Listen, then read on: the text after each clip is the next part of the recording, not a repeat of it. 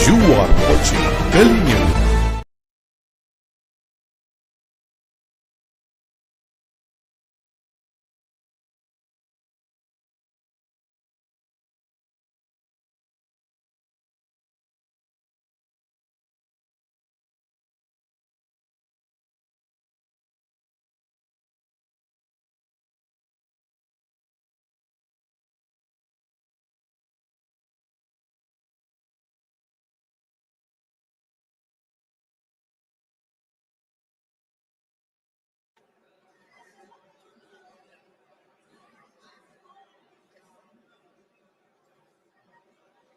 माननीय सभासदों, माननीय अध्यक्ष जी,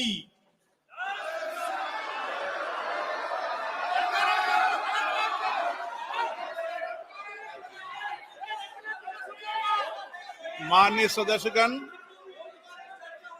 आइटम नंबर 1 श्रीमती मत संख्या 1 सीतारमण वित्त मंत्री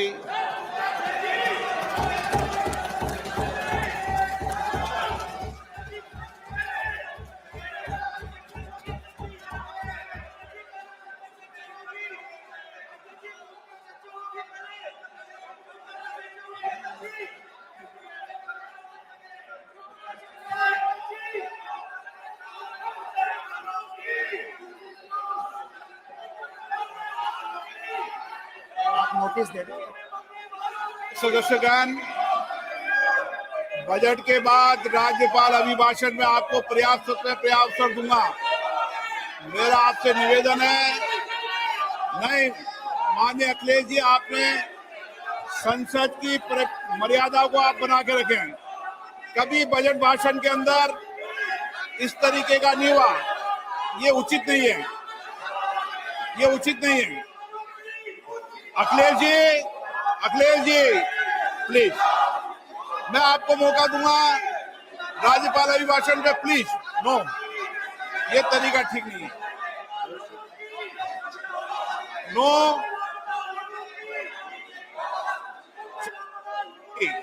राज्यपाल अभिभाषण पे चर्चा होगी। नो तरीका। ऑनरेबल स्पीकर, माननीय अध्यक्ष महोदय, मैं 2025-26 के लिए बजट प्रस्तुत करती हूँ। इस वर्ष का बजट यह सरकार के जो प्रयास हैं कि विकास को बढ़ावा देना, समावेशी विकास को बढ़ावा देना, निजी क्षेत्र के निवेश को बढ़ावा देना, जो घरेलू के सहानुभूति है, विश्वास है, उसको बढ़ाना, और साथ ही साथ भारत के जो मध्यम वर्ग के परिवार है उनकी खर्च शक्ति को बढ़ाना। हम सब मिलकर एक ऐसी यात्रा पर चल रहे हैं जो कि राष्ट्र को एक बहुत विकास की तरफ ले जाएगा, संपन्नता की तरफ ले जाएगा और विश्व प्रगति ले जाएगा। माननीय प्रधानमंत्री श्री नरेंद्र मोदी जी की अध्यक्षता में, जैसा कि हम पहला क्वार्टर खत्म करने जा रहे हैं, इसके साथ ही साथ हम विश्व विकास की तरफ जा रहे हैं जहां तक मीडियम टर्म का संबंध है। लेकिन जहां तक विकसित भारत की जो हमारी अपेक्षा है, और साथ ही साथ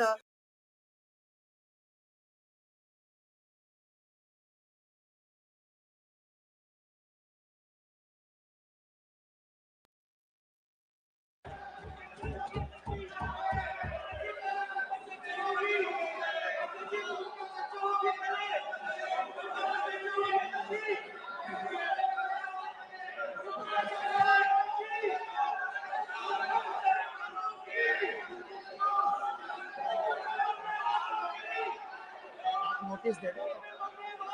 सदस्यगण, अखिलेश जी प्लीज, राज्यपाल अभिभाषण पर चर्चा होगी। नो तरीका।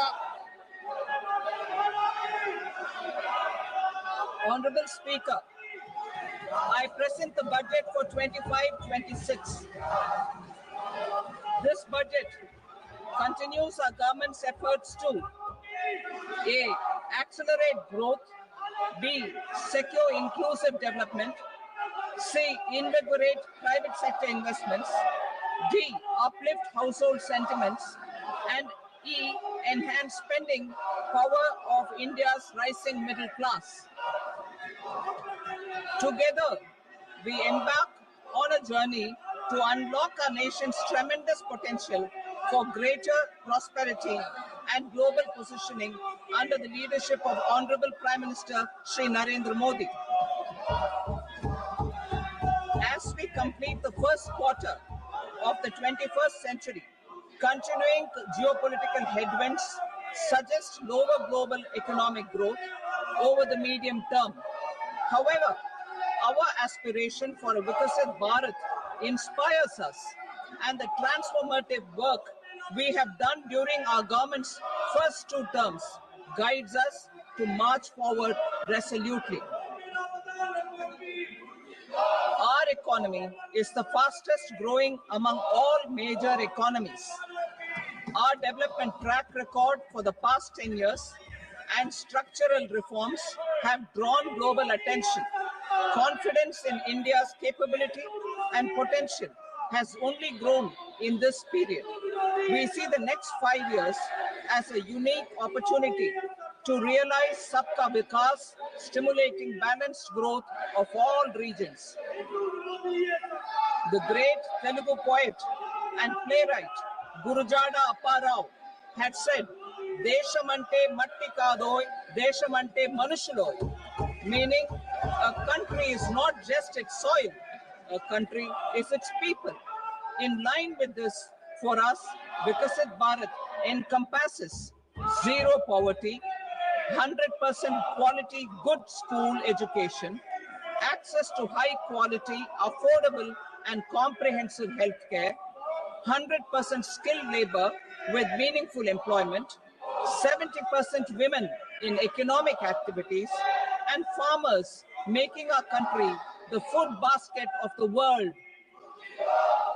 In this budget, the proposed development measures span 10 broad areas, focusing on Garib, youth, Annadata, and Nari, spurring agricultural growth and productivity, building rural prosperity and resilience, taking everyone together on an inclusive growth path, boosting manufacturing and furthering Make in India, supporting MSMEs, enabling employment-led development, investing in people, economy, and innovation, securing energy supplies, promoting exports, and nurturing innovation.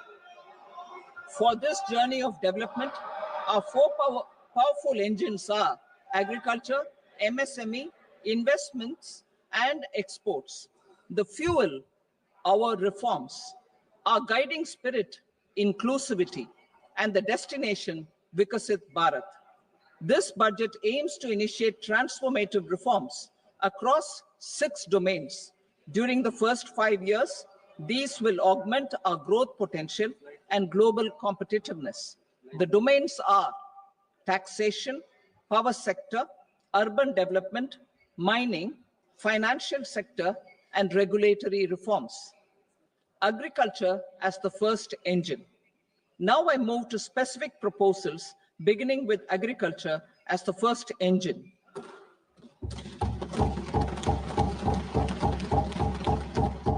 Prime Minister Dhan Dhanya Krishi Yojana, developing agri-districts program. Motivated by the success of the aspirational district program, our government will undertake a Prime Minister Dhan Dhanya Krishi Yojana in partnership with states. Through the convergence of existing schemes and specialized measures, the program will cover 100 districts with low productivity, moderate crop intensity, and below average credit parameters. It aims to 1. Enhance agricultural productivity, 2. Adopt crop diversification and sustainable agricultural practices, 3. Augment post-harvest storage at the panchayat and block level, 4. Improve irrigation facilities, and 5. Facilitate availability of long-term and short-term credit. This program is likely to help 1.7 crore farmers.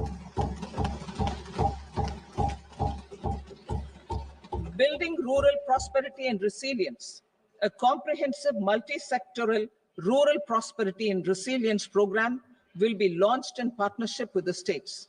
This will address underemployment in agriculture through skilling, investment, technology, and invigorating the rural economy. The goal is to generate ample opportunities in rural areas so that migration is an option but not a necessity. The program will focus on rural women, young farmers, rural youth, marginal and small farmers, and landless families. The details are in Annexure A. Domestic best practices will be incorporated, and appropriate technical and financial assistance will be sought from multilateral development banks. In phase 1, 100 developing agri-districts will be covered. Atmanirbharta in pulses. Our government is implementing the National Mission for Edible Oilseed for achieving Atmanirbharta in edible oils. Our farmers have the capability to grow enough for our needs and more. 10 years ago, we made concerted efforts and succeeded in achieving near self-sufficiency in pulses.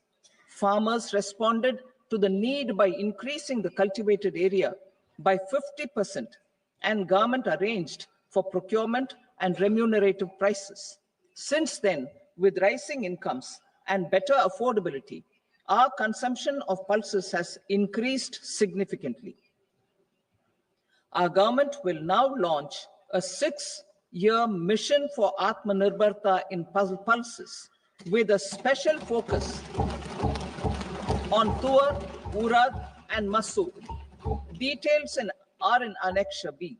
Central agencies such as NAFED and NCCF will be ready to procure these 3 pulses as much as offered during the next 4 years from farmers who register with these agencies and enter into agreements. Comprehensive program for vegetables and fruits. It is encouraging that our people are increasingly becoming aware of their nutritional needs. It is a sign of a society becoming healthier. With rising income levels, the consumption of vegetables, fruits, and Sri Anna is increasing significantly. A comprehensive program to promote production, efficient supplies, processing, and remunerative prices for farmers will be launched in partnership with the states. Appropriate institutional mechanisms for implementation and participation of farmer producer organizations and cooperatives will be set up. Makhana board in Bihar. For this, there is a special opportunity for the people of Bihar. A Makhana board will be established in the state to improve production, processing, value addition, and marketing of Makhana. The people engaged in these activities will be organized into FPOs. The board will provide hand-holding and training support to Makhana farmers and will also work to ensure they receive the benefits of all relevant government schemes. A national mission on high-yielding seeds will be launched, aimed at 1. Strengthening research ecosystem, 2. Targeted development and propagation of seeds with high yield, pest resistance, and climate resilience, and 3. Commercial availability of more than 100 seed varieties released since July 2024.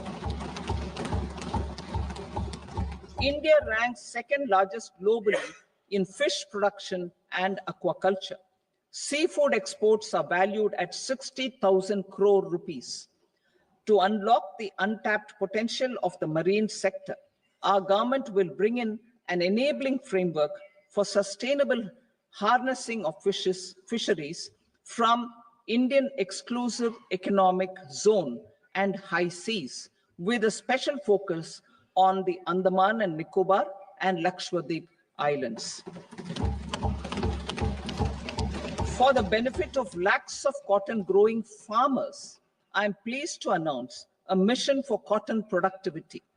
This 5-year mission will facilitate significant improvements in productivity and sustainability of cotton farming and promote extra long staple cotton varieties. The best of science and technology support will be provided to farmers. Aligned with our integrated 5F vision for the textile sector, this will help in increasing incomes of the farmers and ensure a steady supply of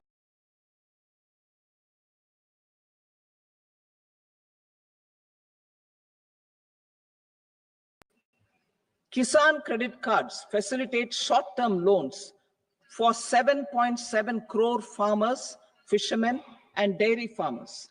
The loan limit under modified interest subvention scheme will be enhanced from 3 lakh rupees to 5 lakh rupees for loans taken through the KCC. For Atmanirbharta in urea production, our government had reopened 3 dormant urea plants in the eastern region. To further augment urea supply, a plant with annual capacity of 12.7 lakh metric tons will be set up at Namrup in Assam.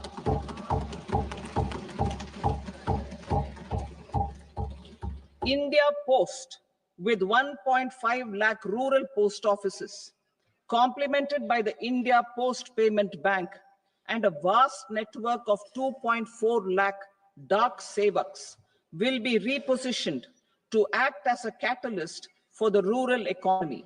Details are at Annexure C. India Post will also be transformed as a large public logistics organization. This will meet the rising needs of Vishwakarmas, new entrepreneurs, women, self-help groups, MSMEs, and the large business organizations. Our government will provide support to NCDC for its lending operations for the cooperative sector. MSMEs as the second engine. Now I move to MSMEs as the second engine, which encompasses manufacturing and services with a focus on MSMEs numbering 5.7 crores. Currently, over 1 crore registered MSMEs, employing 7.5 crore people and generating 36% of our manufacturing, have come together to position India as a global manufacturing hub. With their quality products,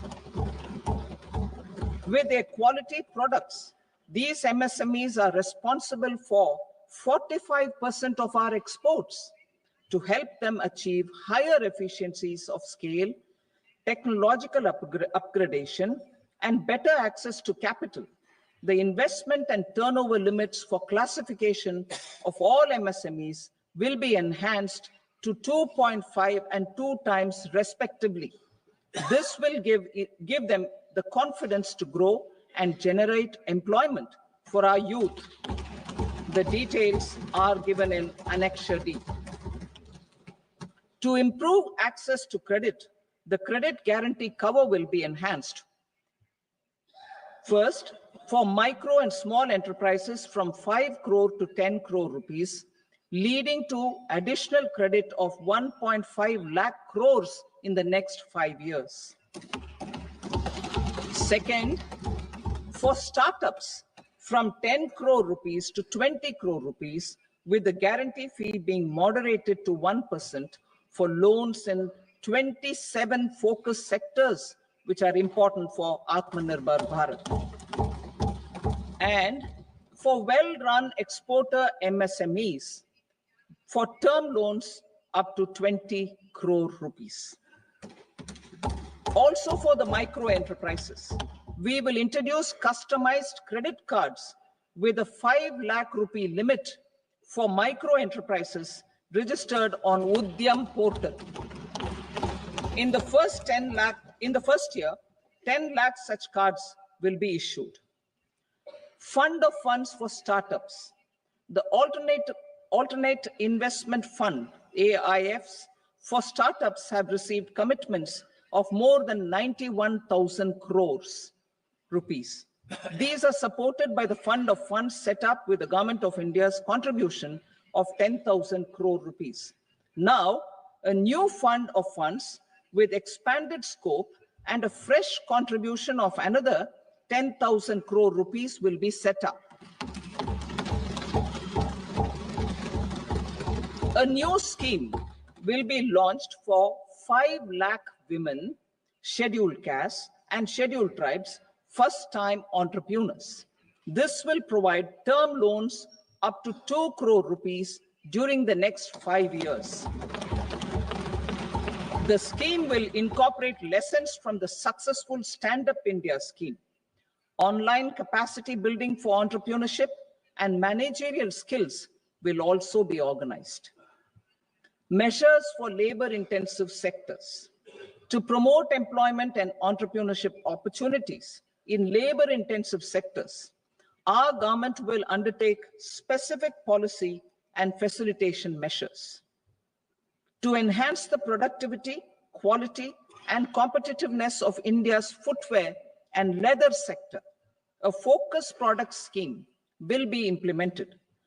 The scheme will support design capacity, component manufacturing, and machinery required for production of non-leather quality footwear, besides the support for leather footwear and products. The scheme is expected to facilitate employment for 22 lakh persons, generate over 4 lakh crore rupees, and exports of over 1.1 lakh crore rupees. Measures for the toys sector. Building on the National Action Plan for Toys, we will implement a scheme to make India a global hub for toys. The scheme will focus on development of clusters, skills, and a manufacturing ecosystem that will create high quality, unique, innovative, and sustainable toys that will represent the Made in India brand. Support for food processing. In line with our commitment towards Purvodaya, we will establish a National Institute of Food Technology, Entrepreneurship, and Management in Bihar. The institute will provide a strong fillip to food processing activities in the entire eastern region. This will result in 1. Enhanced income for the farmers through value addition to their produce, and 2. Skilling entrepreneurship and employment opportunities for the youth. Manufacturing mission, furthering Make in India. Our government will set up a national manufacturing mission covering small, medium, and large industries for furthering Make in India by providing policy support, execution roadmaps, governance, and monitoring framework for central ministries and states.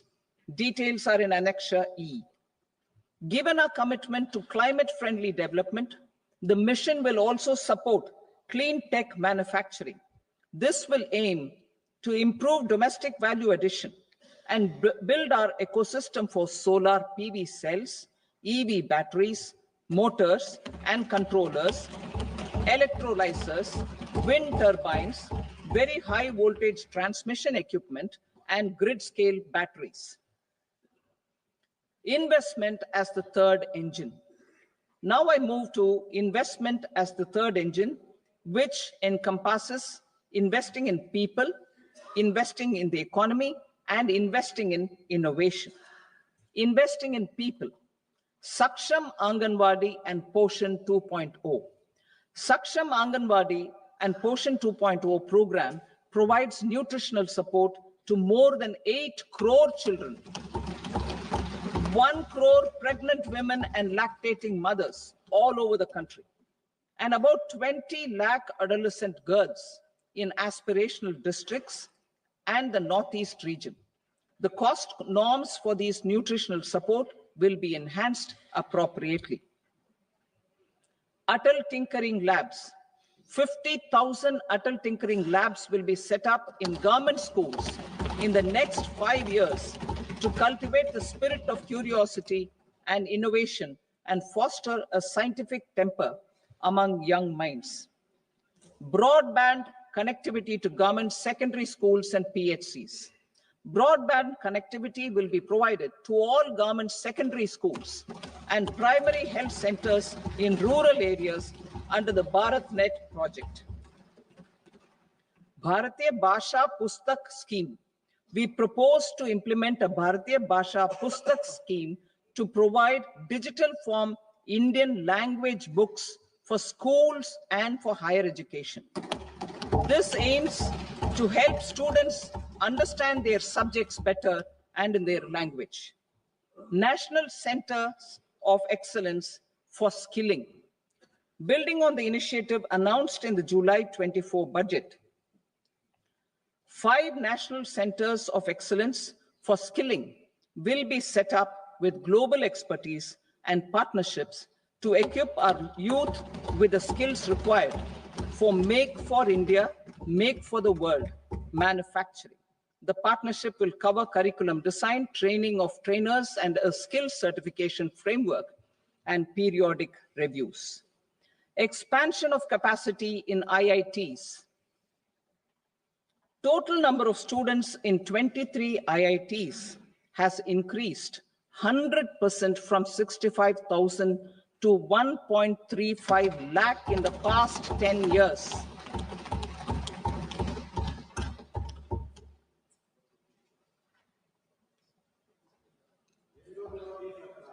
Additional infrastructure will be created in the 5 IITs started after 2014 to facilitate education for 6,500 more students.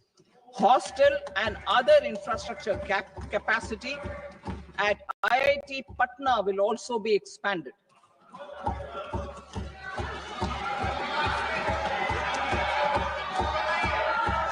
Center of Excellence.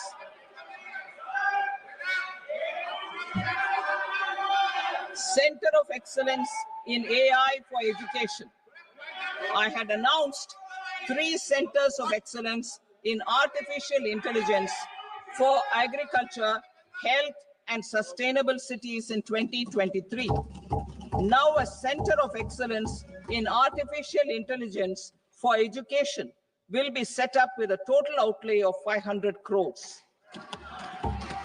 Expansion of medical education. Our government has added almost 1.1 lakh undergraduate and postgraduate medical education seats in 10 years, an increase of 130%. In the next year, 10,000 additional seats will be added in medical colleges and hospitals towards the goal of adding 75,000 seats in the next 5 years. Daycare and cancer centers in all district hospitals. Our government will facilitate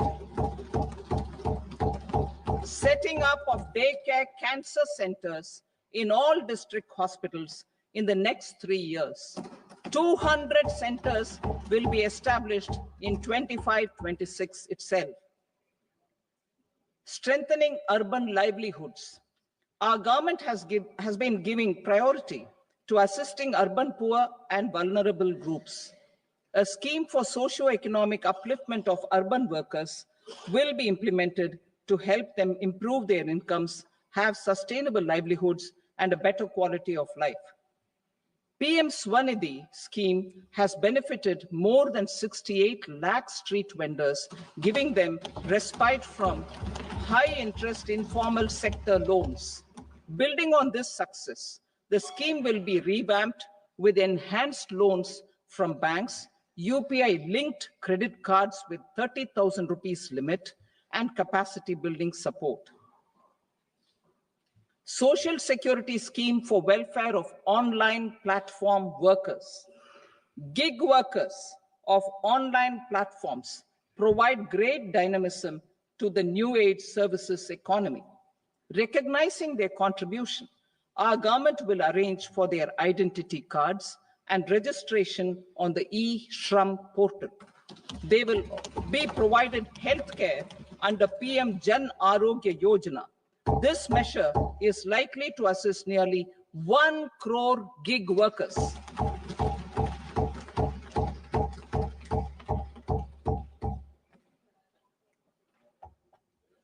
Investing in the economy, public-private partnership in infrastructure.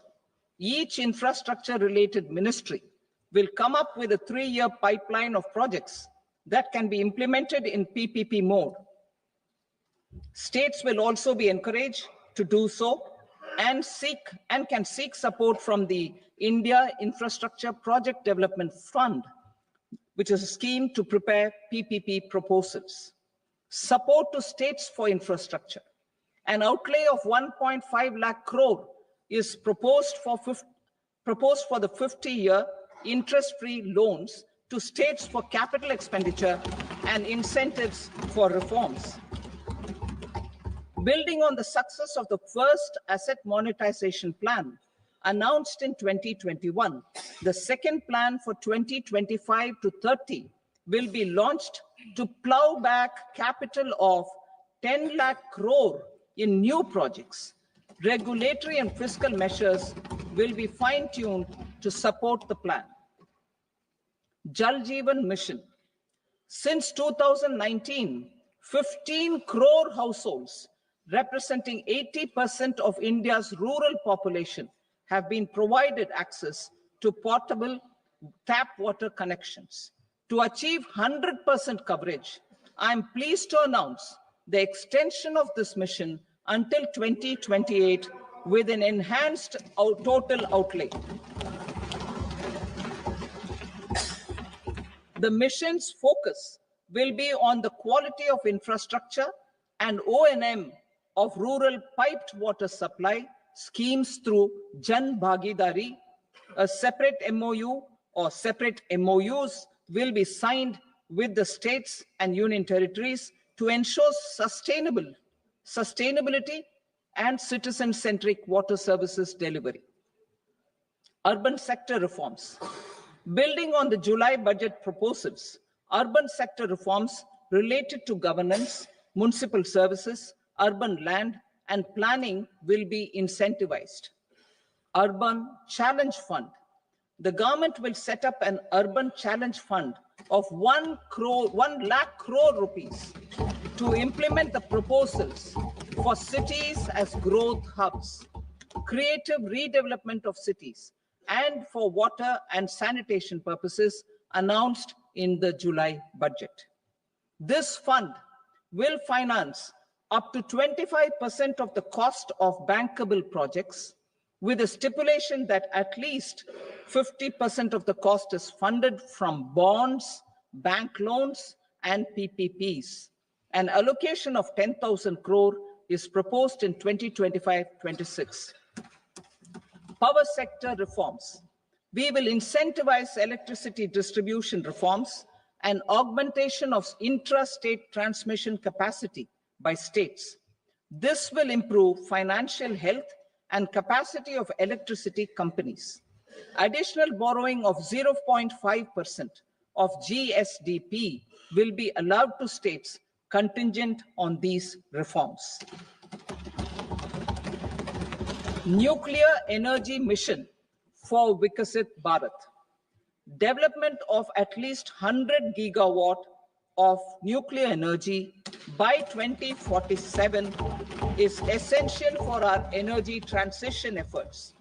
For an active partnership with the private sector towards this goal, amendments to the Atomic Energy Act and the Civil Liability for Nuclear Damage Act will be taken up.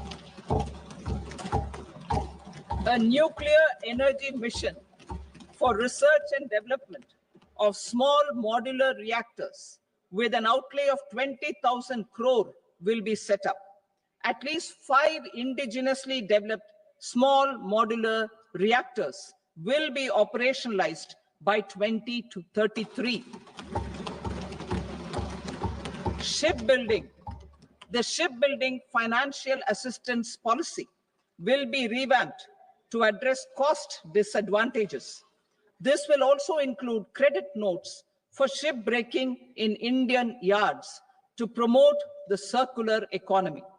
Large ships above a specified size will be included in the infrastructure harmonized master list.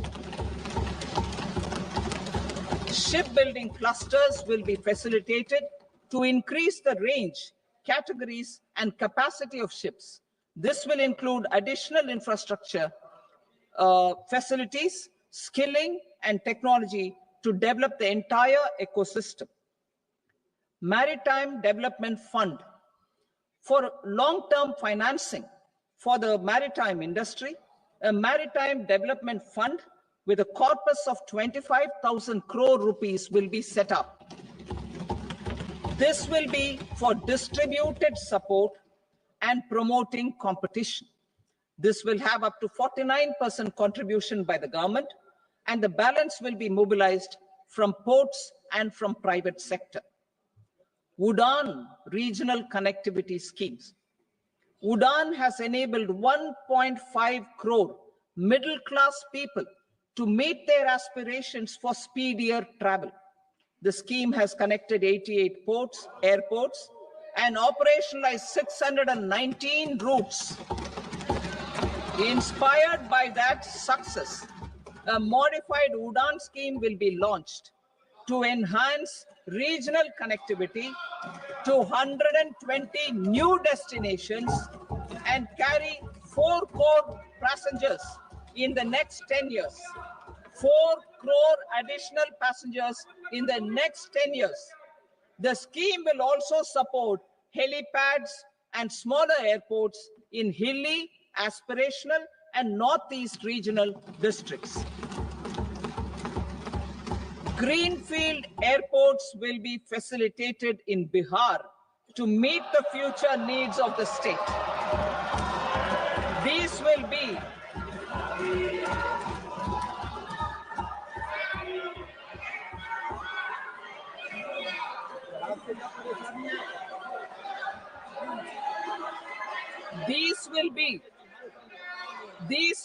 in addition to the expansion of the capacity of Patna Airport and a brownfield airport in Beta. Western Kosi Canal project in Mithilanchal. Financial support will be provided for the Western Kosi Canal ERM project, benefiting a large number of farmers cultivating over 50,000 hectares of land in the Mithilanchal region of Bihar. Mining sector reforms. Mining sector reforms, including those for minor minerals, will be encouraged through sharing of best practices and institutions of a state mining index. A policy for recovery of critical minerals from tailings will be brought out. Under the special window for affordable and mid-income housing, SWAMI, 50,000 dwelling units in stressed housing projects have been completed and keys handed over to home buyers. Another 40,000 units will be completed in 2025, further helping middle-class families who are paying EMIs on loans taken for apartments while also paying rent for their current dwellings.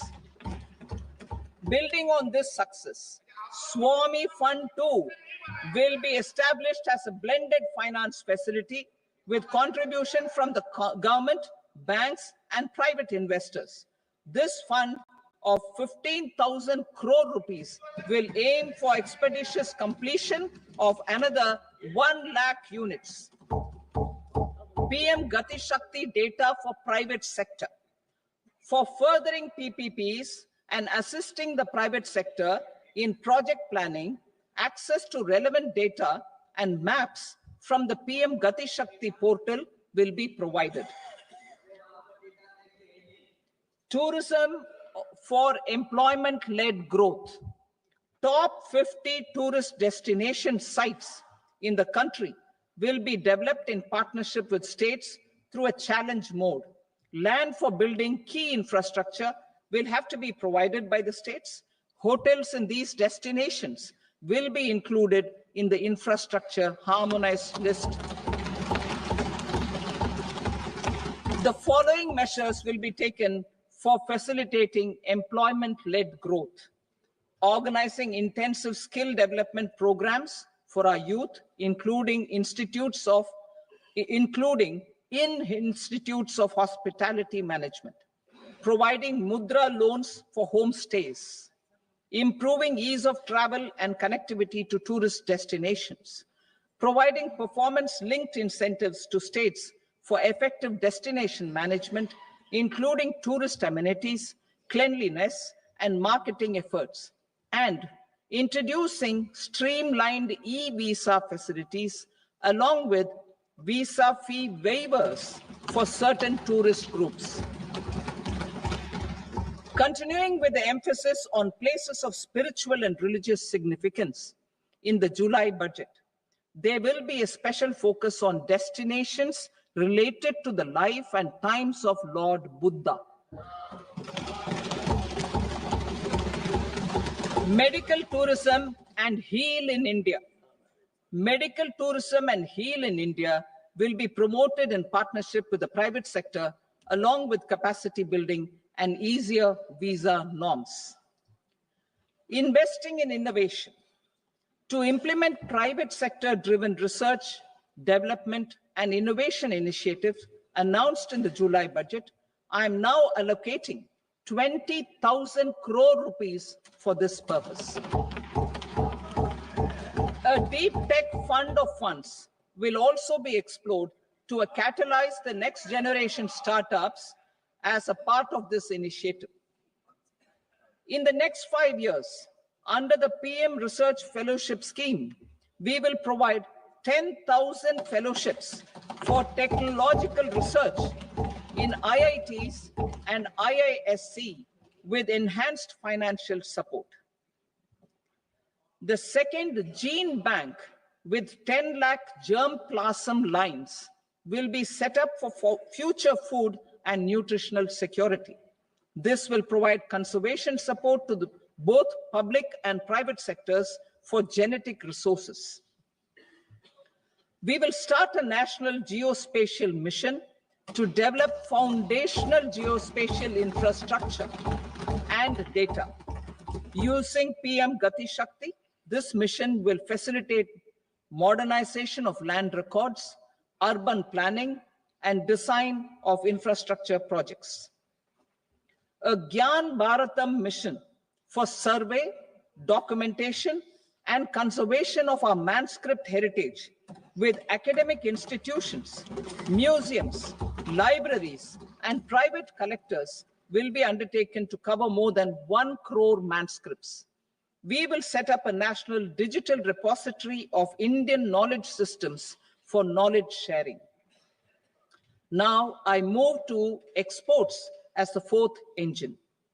We will set up an export promotion mission with sectoral and ministerial targets driven jointly by the Ministries of Commerce, MSME, and Finance. It will facilitate easy access to export credit, cross-border factoring support, support to MSMEs to tackle non-tariff measures in overseas markets. A digital public infrastructure, Bharat Trade Net, for international trade will be set up as a unified platform for trade documentation and financing solutions. This will complement the Unified Logistics Interface platform. The BTN will be aligned with international practices. Support will be provided to develop domestic manufacturing capacities for our economy's integration with global supply chains. Sectors will be identified based on objective criteria. Facilitation groups with participation of senior officers and industry representatives will be formed for select products and supply chains. Through this, there are huge opportunities related to Industry 4.0, which needs high skills and talent. Our youth have both. Our government will support the domestic electronic equipment industry to leverage this opportunity for the benefit of our youth. A national framework will be formulated as guidance to states for promoting global capability centers in emerging Tier 2 cities. This will suggest measures for enhancing availability of talent and infrastructure, building bylaw reforms, and mechanisms for collaboration with industry. Our government will facilitate upgradation of infrastructure and warehousing for air cargo, including high-value perishable horticultural produce. Cargo screening and customs protocol will be streamlined and made user-friendly. Reforms as the fuel. Over the past 10 years, our government has implemented several reforms for convenience of taxpayers, such as faceless assessment, 2, taxpayer charter, 3, faster returns, 4, almost 99% returns being on self-assessment, and 5, Vivad Se Vishwas scheme.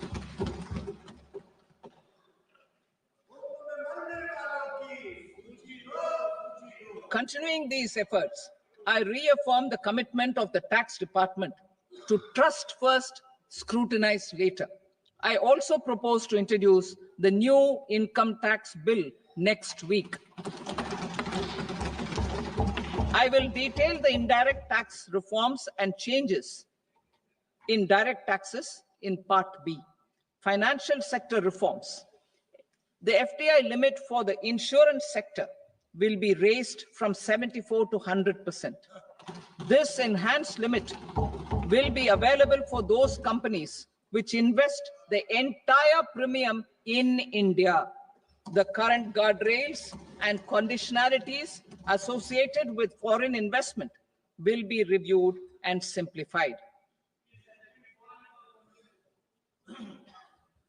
The services of India Post Payment Bank will be deepened and expanded in rural areas. NABFID will set up a partial credit enhancement facility for corporate bonds for infrastructure. Public sector banks will develop Grameen Credit Score framework to serve the credit needs of SHG members and people in rural areas. A forum for regulatory coordination and development of pension products will be set up. To implement the earlier announcement on simplifying the KYC processes, the revamped central KYC registry will be rolled out in 2025. We will also implement a streamlined system for periodic updating. Requirements and procedures for speedy approval of company mergers will be rationalized. The scope for fast-track mergers will also be widened and the process made simpler.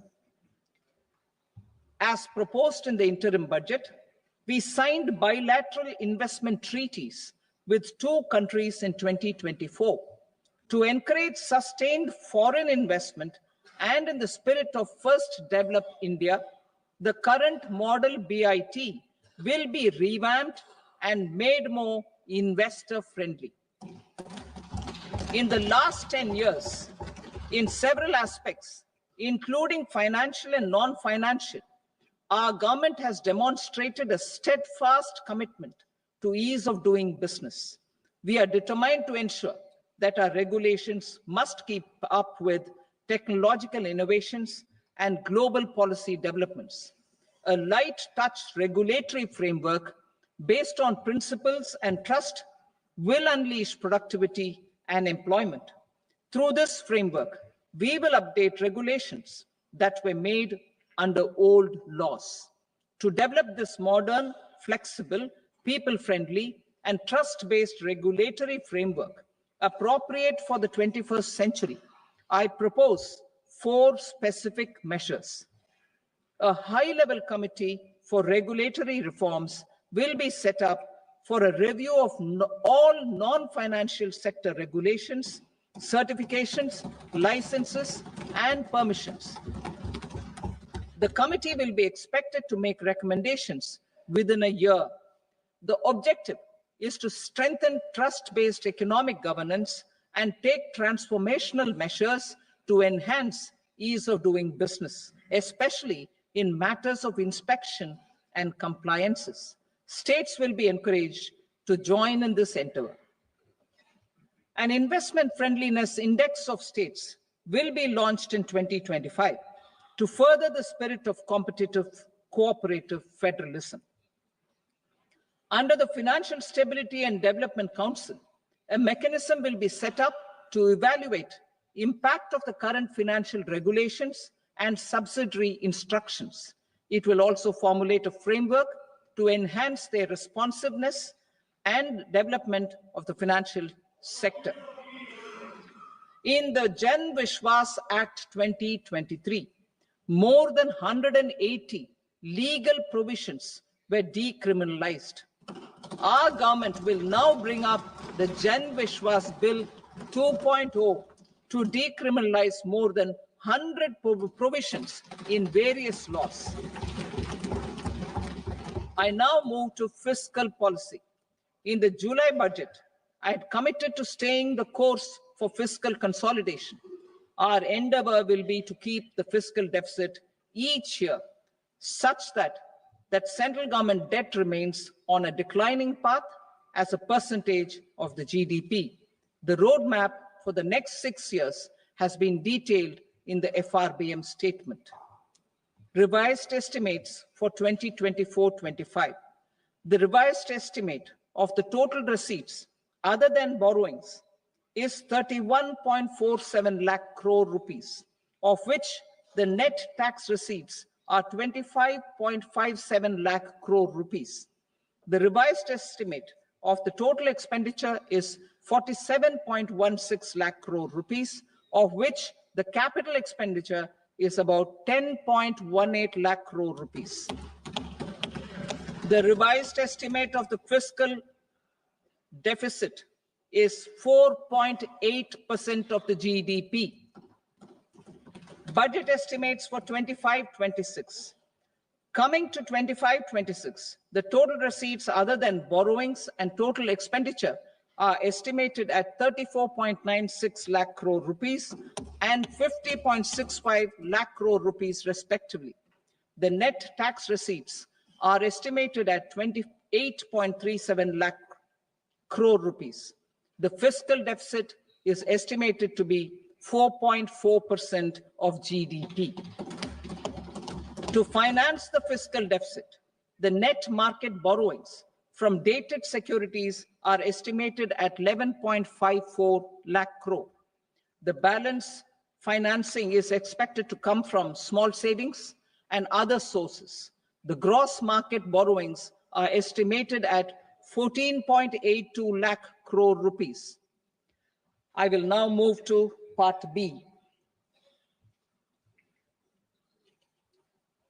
Indirect taxes. My proposals relating to customs aim to rationalize tariff structure and address duty inversion. These will also support domestic manufacturing and value addition, promote exports, facilitate trade, and provide relief to common people. Rationalization of customs tariff structure for industrial goods. As a part of comprehensive review of customs rate structure announced in July 2024 budget, I propose to 1. Remove 7 tariff rates. This is over and above the 7 tariff rates removed in 23-24 budget. After this, there will be only 8 remaining tariff rates, including 0 rate. 2. Apply appropriate cess to broadly maintain effective duty incidence, except on a few items where such incidence will reduce marginally. 3. Levy not more than 1 cess or surcharge. Therefore, I propose to exempt social welfare surcharge on 82 tariff lines that are subject to a cess. I shall now take up sector-specific proposals. To provide relief to patients, particularly those suffering from cancer, rare diseases, and other severe chronic diseases, I propose to add 36 life-saving drugs and medicines to the list of medicines fully exempted from basic custom duty.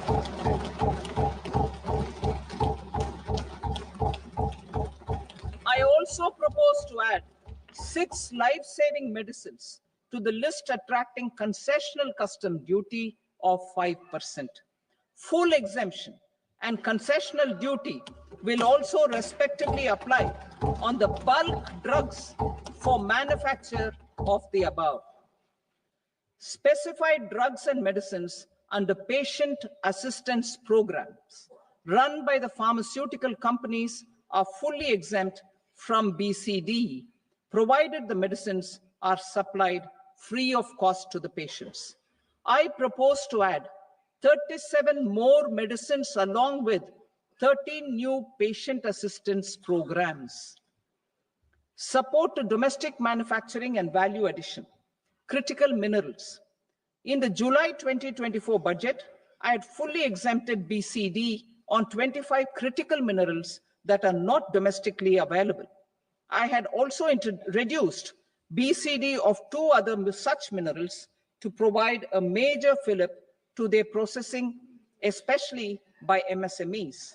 Now, I propose to fully exempt cobalt powder and waste, the scrap of lithium-ion battery, lead, zinc, and 12 more critical minerals. This will help secure the availability for manufacturing in India and promote more jobs for our youth. To promote domestic production of technical textile products such as agro-textiles, medical textiles, and geotextiles at competitive prices, I propose to add 2 more types of shuttle-less looms to the list of fully exempted textile machinery. I also propose to revise the BCD rate on knitted fabrics covered by 9 tariff lines from 10 or 20 to 20% or 115 rupees per kg, whichever is higher. Electronic goods. In line with our Make in India policy and to rectify inverted duty structure, I propose to increase the BCD on interactive flat panel display from 10% to 20% and reduce the BCD to 5% on open cell and other components.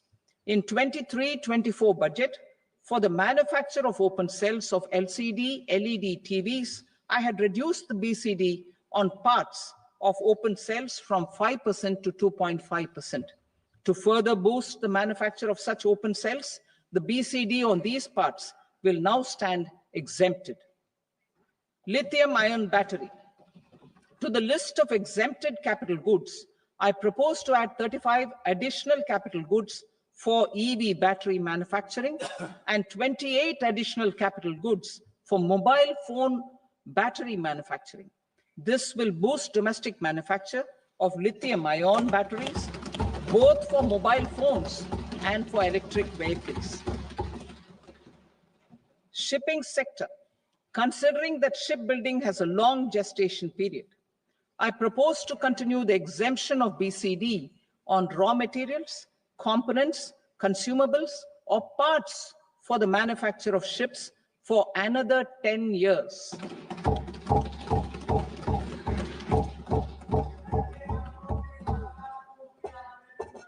I also propose the same dispensation for shipbreaking to make it more competitive. Telecommunication. To prevent classification disputes, I propose to reduce the BCD from 20% to 10% on carrier-grade Ethernet switches to make it at par with non-carrier-grade Ethernet switches. Export promotion. To facilitate exports of handicrafts, I propose to extend the time period for export from 6 months to 1 year, further extendable by another 3 months if required. I also propose to add 9 items to the list of duty-free inputs. Leather sector.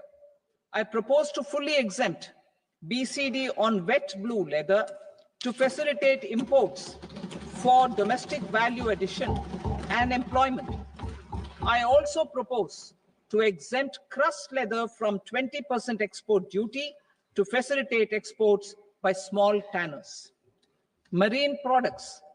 To enhance India's competitiveness in the global seafood market, I propose to reduce BCD from 30% to 5% on frozen fish paste, surimi, for manufacture and export of its analog products. I also propose to reduce BCD from 15% to 5% on fish hydrolysates for manufacture of fish and shrimp feed.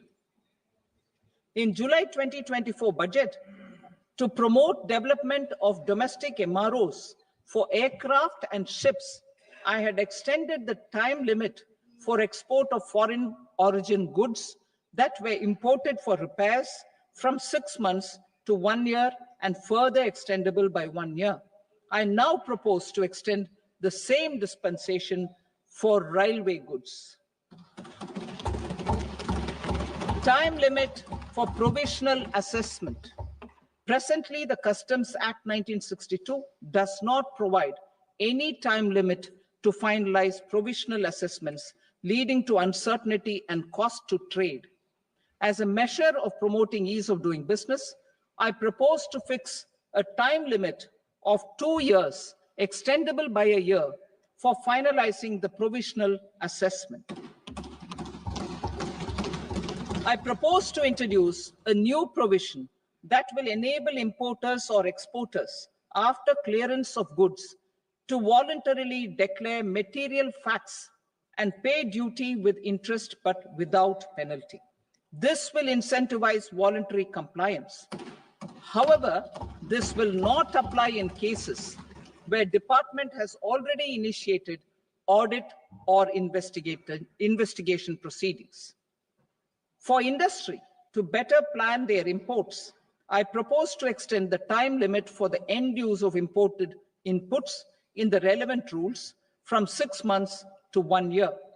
This will provide operational flexibility in view of cost and uncertainty of supply.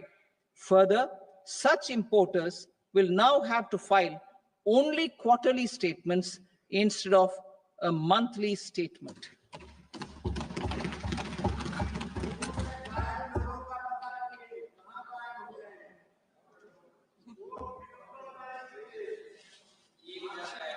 I now come to my direct tax proposals.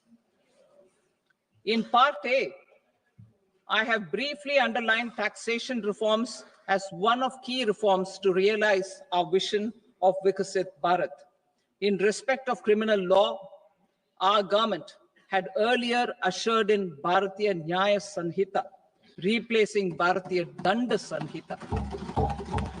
I am happy to inform this august House and the country that for new income tax bill will carry forward the same spirit of Nyaya in its drafting as well. The new bill will be clear and direct in text, with close to half of the present law in terms of both chapters and words. It will be simple to understand for taxpayers and tax administrators, leading to tax certainty and reduced litigation. Reforms, however, are not a destination. They are means to achieve good governance for our people and economy. Providing good governance primarily involves being responsive. The Tirukural captures this in verse 542, which reads, "Vaanokki vaazhum ulagallam, mannavan kol nokki vaazhum kudi," meaning, just as the living beings live expecting rains, citizens live expecting good governance. Our government is committed to keeping an ear to the ground and a finger on the pulse and responding while balancing our national building efforts. While balancing our nation building efforts. the following measures will detail just how our government will, under the guidance of PM Modi, has taken steps to understand and address. I repeat that sentence, sir. The following measures will detail just how our government, under the guidance of PM Modi, has taken steps to understand and address the needs voiced by our citizens. My tax proposals are guided by this spirit. The objectives of my proposals are as follows. Personal income tax reforms with special focus on middle class. Rationalization of TDS and TCS for easing difficulties. Encouraging voluntary compliance. Reducing compliance burden. Ease of doing business, employment and investment.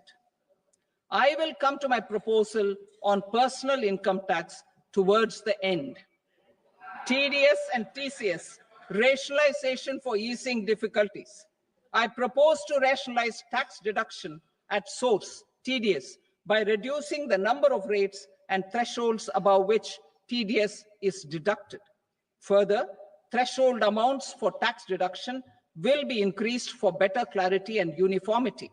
The limit for tax deduction on interest for senior citizens is being doubled from the present 50,000 rupees to 1 lakh rupees.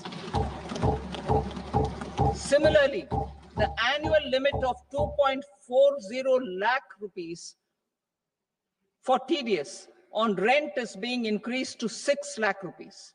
This will reduce the number of transactions liable to TDS, thus benefiting small taxpayers receiving small payments. The threshold to collect tax at source, the TCS, on remittances under RBI's liberalized remittance scheme, the LRS, is proposed to be increased from 7 lakh to 10 lakhs. I also propose to remove TCS on remittances for education purposes, where such remittances is out of a loan taken from a specified financial institution. Both TDS and TCS are being applied on any transaction related to sale of goods. To prevent such compliance difficulties, I propose to omit the TCS. I also propose that the provisions of the higher TDS deduction will now apply only in non-PAN cases. In July 2024, the delay for payment of TDS up to the due date of filing statement was decriminalized. I propose to provide the same relaxation to TCS provisions as well. The government under the leadership of Prime Minister Modi believes in Sabka Saath, Sabka Vikas, Sabka Vishwas, and Sabka Prayas. In line with this, we brought in updated return facility in 2022 for voluntary compliance by taxpayers who had omitted to report their correct income. Our trust in taxpayers was proved right. Nearly 90 lakh taxpayers voluntarily updated their incomes by paying additional tax.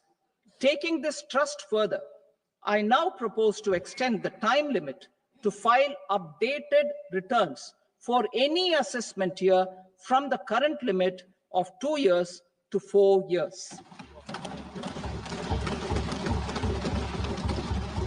I propose to reduce the compliance burden for small charitable trusts and institutions by increasing their period of registration from 5 years to 10 years.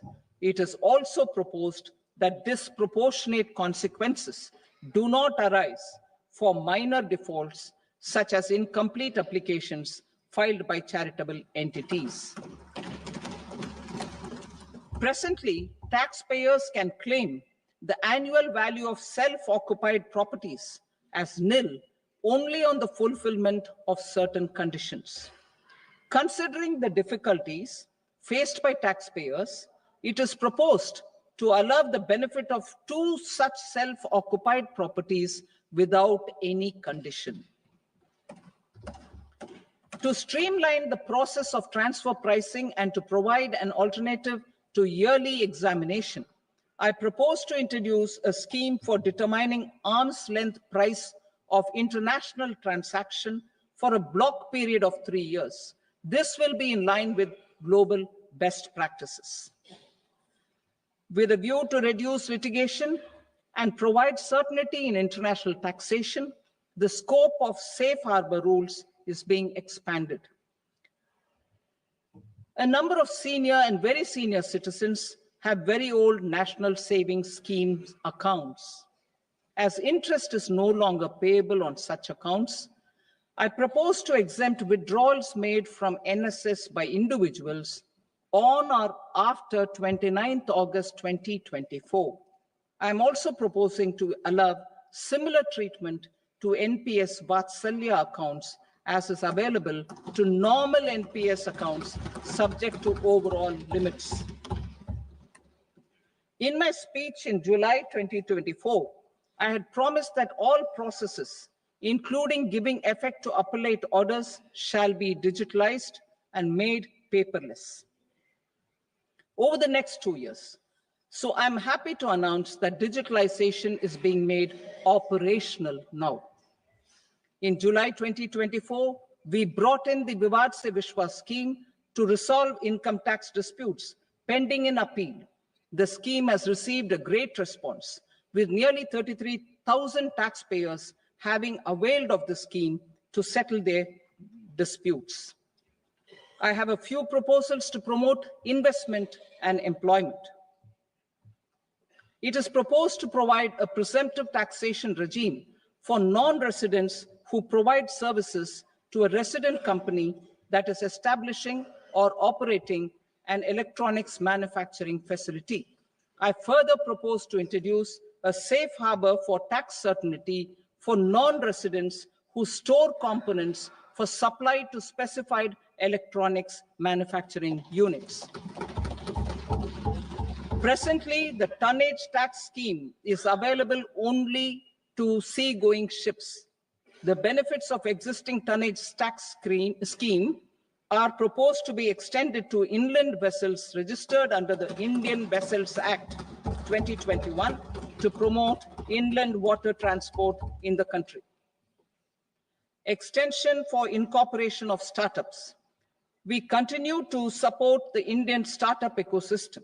I propose to extend the period of incorporation by 5 years to allow the benefit available to startups which are incorporated before 1/4/2030. In order to attract and promote additional activities in the IFSC, I am inter alia proposing specific benefits to ship leasing units, insurance offices, and treasury centers of global companies which are set up in IFSC. Further, to claim benefits, the cutoff date for commencement in IFSC has also been extended by 5 years to 31/3/2030. Category 1 and Category 2 AIFs are undertaking investments in infrastructure and other such sectors. I propose to provide certainty of taxation to these entities on the gains from securities, to promote funding from sovereign wealth funds and pension funds to the infrastructure sector. I propose to extend the date of making an investment by 5 more years up to 31st March 2030.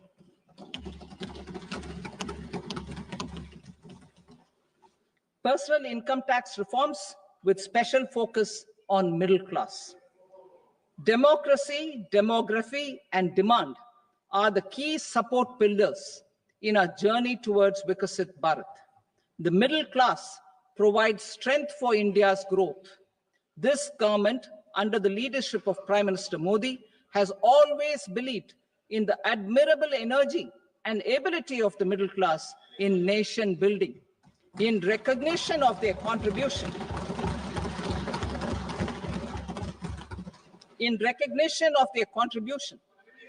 we have periodically reduced their tax burden. Right after 2014, the nil tax slab was raised to 2.5 lakhs of rupees, which was further raised to 5 lakh rupees in 2019. and to 7 lakh rupees in 2023. This is reflective of our government's trust on the middle class taxpayers. I am now happy to announce that there will be no income tax payable up to income of 12 lakh rupees.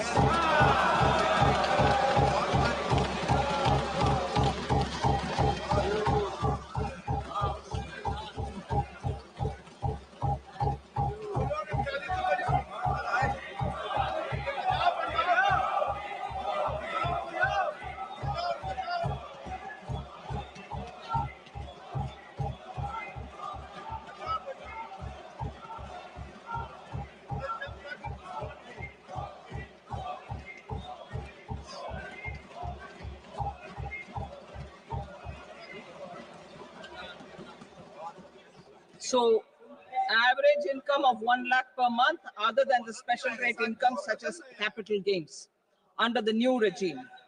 This limit will be 12.75 lakh for salaried taxpayers due to the standard deduction of 75,000. Slabs and rates are being changed across the board to benefit all taxpayers. The new structure will substantially reduce the taxes of the middle class and leave more money in their hands, boosting household consumption, savings, and investment.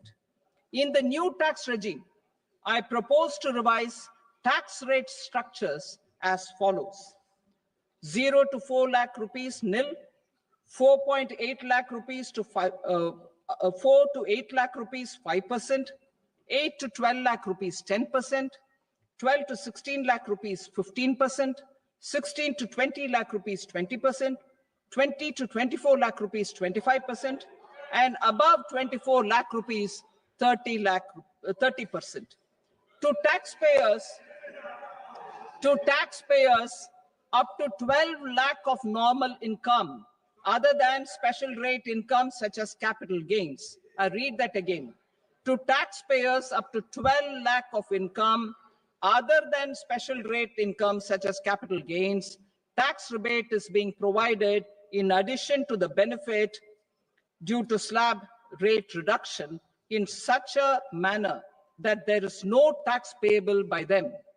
The total tax benefit of slab rate changes and rebate at different income levels can be illustrated with a few examples.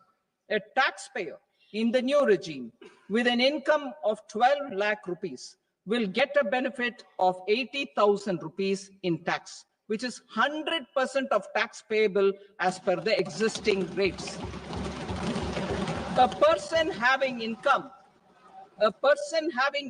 of 18 lakh rupees will get a benefit of 70,000 rupees in tax. That is 30% of tax payable as per existing rates. A person with an income of 25 lakh gets a benefit of 1,10,000 rupees. That is 25% of his tax payable as per existing rates. Details of my tax proposals are given in the annexure. As a result of these proposals, Honorable Speaker, sir, revenue of about 1 lakh crore in direct taxes and 2,600 crores in indirect taxes will be foregone. Mr. Speaker, sir, with this, I commend the budget to this august House.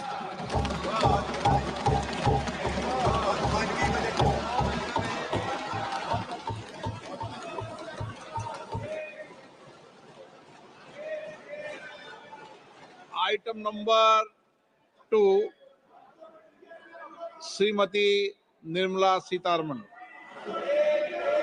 Sir, with your permission, I rise to lay on the table the following statements under Section 3(1) of the Fiscal Responsibility and Budget Management Act 2003, medium-term fiscal policy cum fiscal policy strategy statement and macroeconomic framework statement.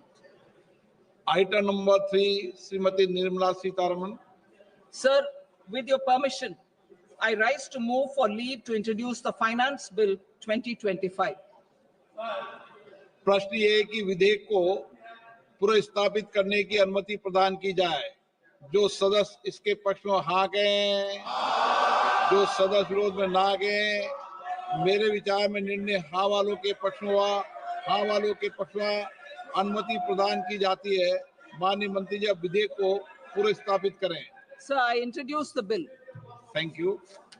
सभा की कार्रवाई सोमवार दिनांक 3 फरवरी 2025 को प्राप्त 11 बजे तक के लिए स्थगित की जाती है।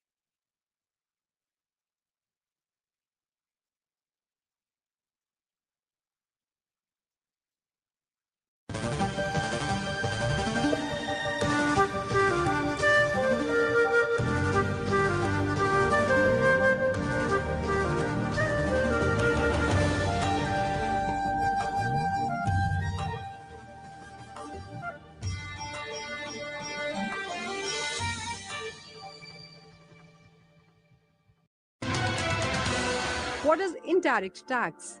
In the case of indirect tax, the burden of tax can be shifted by the taxpayer to someone else.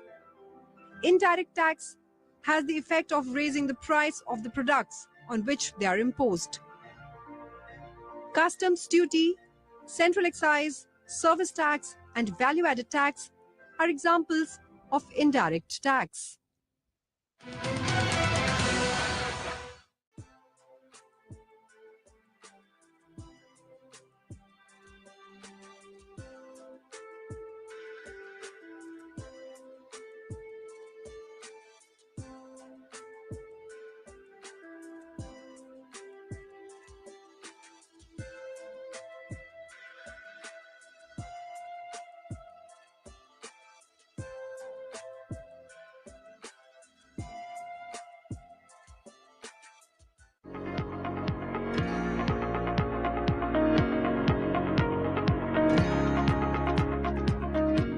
Mahatma Gandhi एक प्रखर लेखक और संपादक भी थे।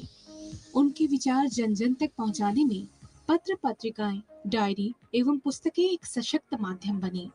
संसदीय पुस्तकालय में उनके लेखन को समर्पित एक संपूर्ण अनुभाग की स्थापना 9 अगस्त 1978 को की गई, जिसे नाम दिया गया गांधीयाना। इस अनुभाग में अंग्रेजी, हिंदी एवं अन्य क्षेत्रीय भाषाओं की 5000 से ज्यादा पुस्तकें उपलब्ध हैं। यहाँ महात्मा गांधी के संपूर्ण लेखन कार्यों का संग्रह अंग्रेजी, हिंदी और गुजराती में उपलब्ध है। गांधी जी के अंत समय तक उनके साथ रहने वाली मनुबेन की पुस्तक बापू माय मदर, लुई फिशर की पुस्तक the life of Mahatma Gandhi इस संग्रह का हिस्सा है। यह अनुभाग महात्मा गांधी के कार्यों, उनकी जिंदगी, उनके लेखन के बारे में गहराई से अध्ययन करने वाले सांसदों, शोधार्थियों के लिए एक महत्वपूर्ण हिस्सा है।